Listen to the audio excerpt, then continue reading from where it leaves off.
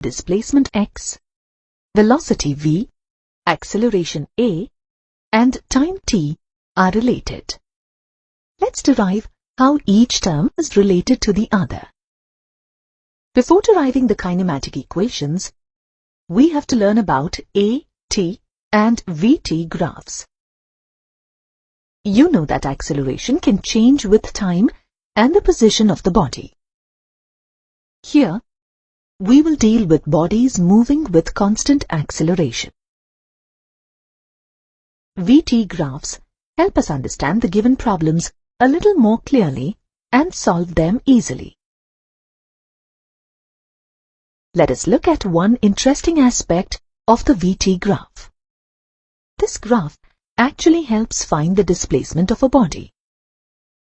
Let us consider an example where a body is moving with a constant velocity, v, during the time interval, t, where t is equal to t0 is equal to 0 to t is equal to t1.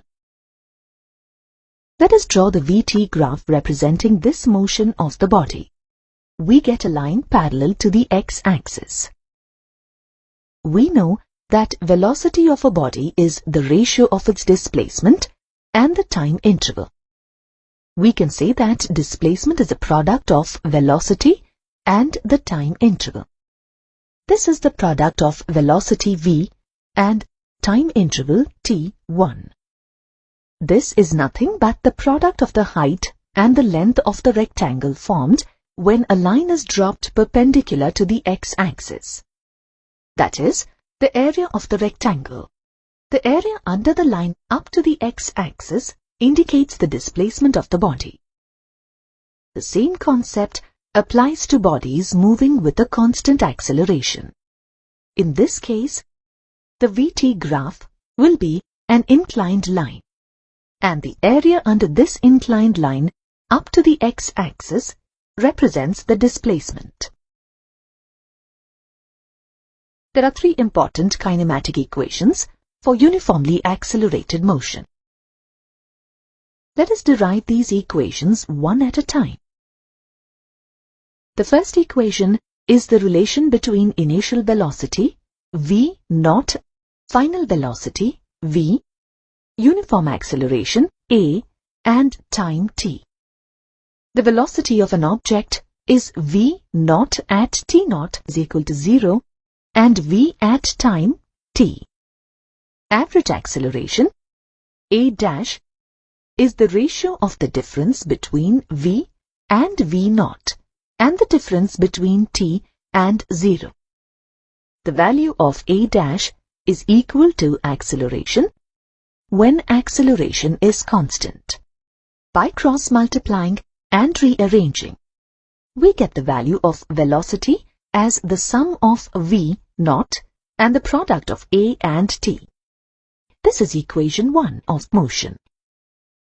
The second equation represents the relation between displacement x, initial velocity v0, acceleration a, and time t. The area under the line PQ up to the x-axis represents displacement x. Displacement x is represented by the area between the lines joining points O, P, Q, and S. This is equal to the sum of the areas formed by the triangle PQR and the rectangle PRSO. We get the value of x as half the product of t, and the difference of v and v0 plus the product of v0 and t. From equation 1, the value of v is the sum of v0 and the product of a and t. Here, the value of the product of a and t can be derived as the difference between v and v0. Now, replacing the v minus v0 in the equation by at, we get x is equal to v0 into t plus half at square. This is equation 2 of motion. The third equation is the relation between initial velocity v0, final velocity v, acceleration a, and displacement x. The average velocity of a body v' is half the sum of v and v0, where acceleration is constant. We know that displacement is the product of average velocity and time. That is, the product of v' and t. From equation 1, v is the sum of v0 and at.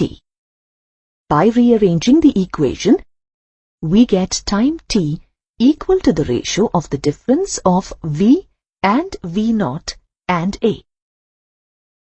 Substituting the values of t and v' in the equation for displacement, we get x equal to the ratio of the difference between v square and v0 square, and twice the value of a. By rearranging the above equation, v square is equal to v0 square plus 2ax. This is equation 3 of motion.